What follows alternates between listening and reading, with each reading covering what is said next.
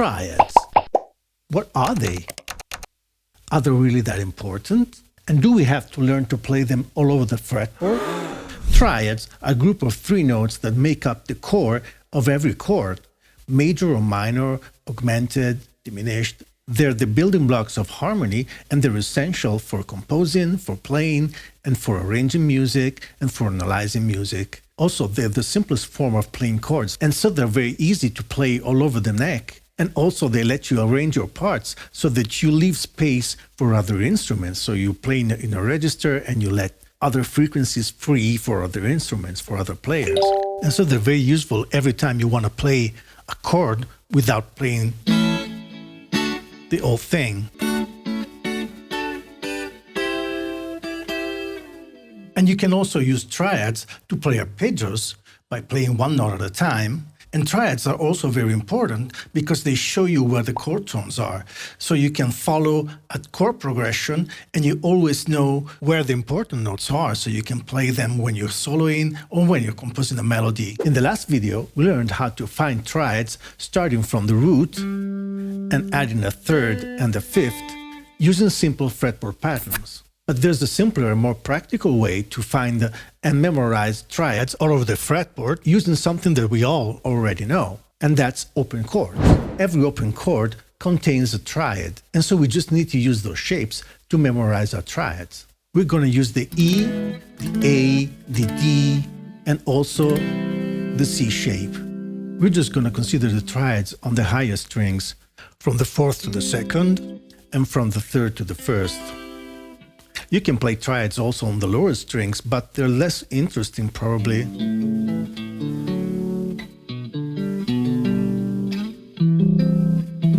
They're a little bit muddy, they're probably less useful, but you can study them later. We're not going to explore them in this video. So let's start from the E shape.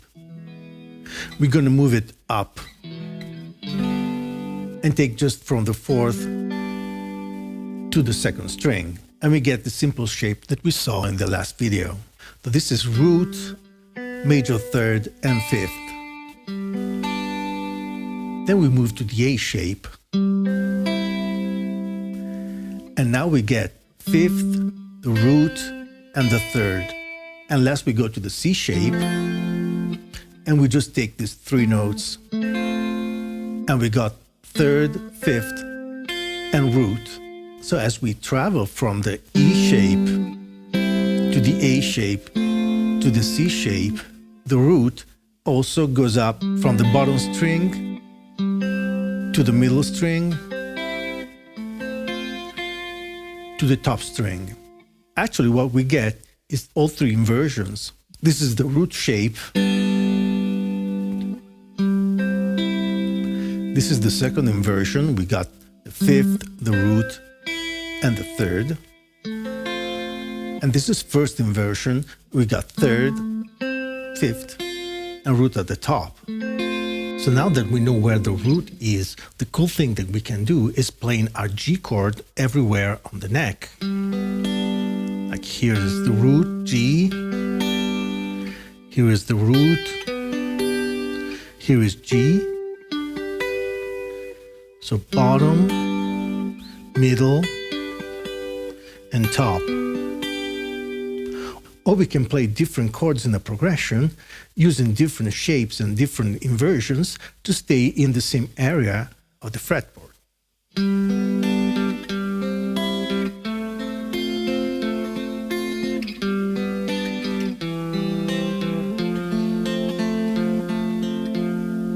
Or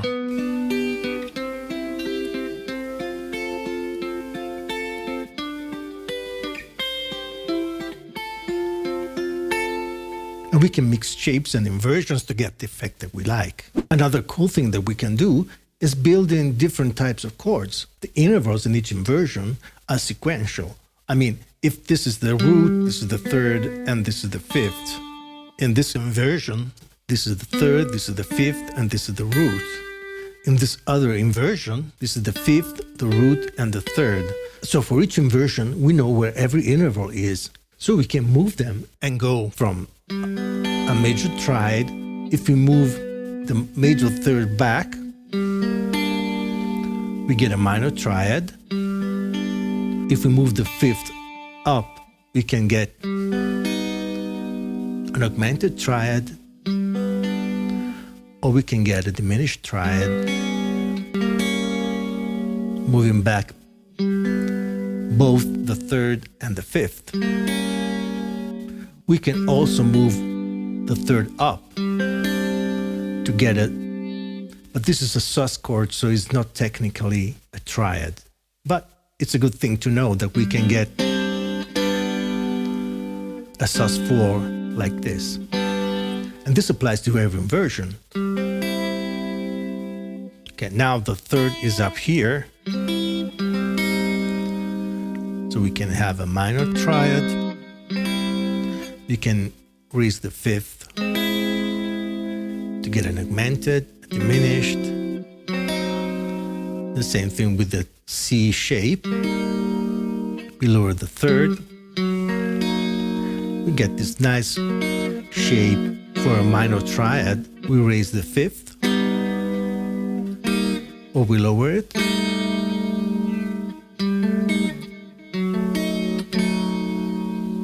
We can lower both to get a diminished triad. So with very little effort, we can play all triads in this group of strings. Yeah! So now we can move to the next set of strings and repeat the whole thing. And we're going to use the A shape, the D shape, and the E shape.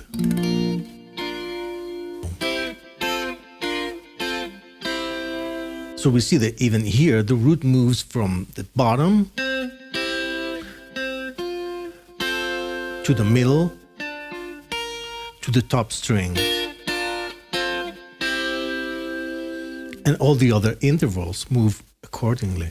So we can alter the chords and make them minor, moving the third,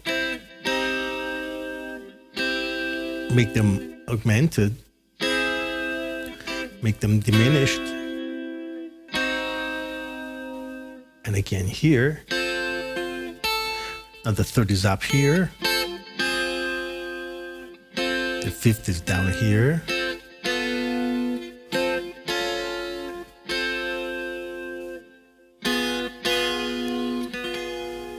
If we want to make a sus chord. And again, for the E shape. Now the third is at the bottom. The fifth is in the middle.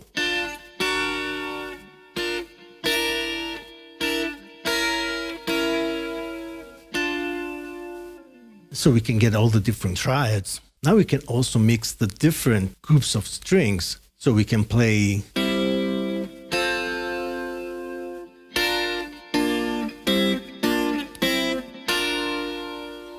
and so mix all the positions, shapes, and inversions. So I guess that a good thing could be to always aim for the root. For example, for the D shape, you got the root in the middle and also have this almost like this arrow shapes, and the root is at the point. So whatever chord you want to play, whatever triad you want to play, you just identify the root, the note on the second string, and play it. So let's say you want to play like maybe A flat, and also A flat minor. I think it's important because for me, finding this particular triad, this particular shape of minor wasn't really easy until I found out that this is the root. So I just have to aim for the root. F sharp, B flat. So it becomes really easy. And you can also mix them to play arpeggios. You got this shape and connect it to this one.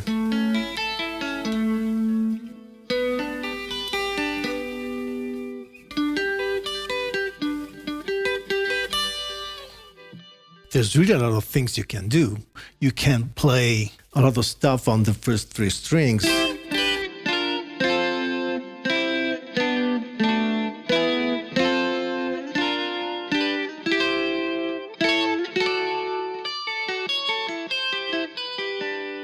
Stuff like that. So now you see how important it is to learn triads all over the neck. and learn to connect all the inversions and play them from the root or from the fifth or from the third. And also very important, you should try to connect them to scales. So when you improvise, you always have a way to see the chord tones and maybe even a way to get out of the same scale shapes, because you can use them to play something like this, maybe in A minor.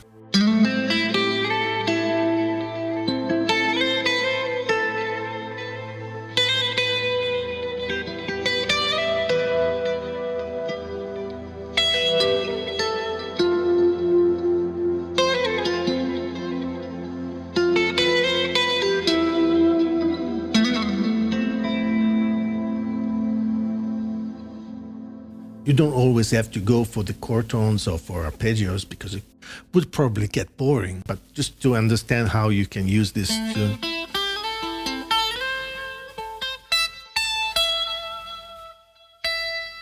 to get out of a scale shape and maybe move to the next position, and maybe add more variety and movement to your solos and your melodies.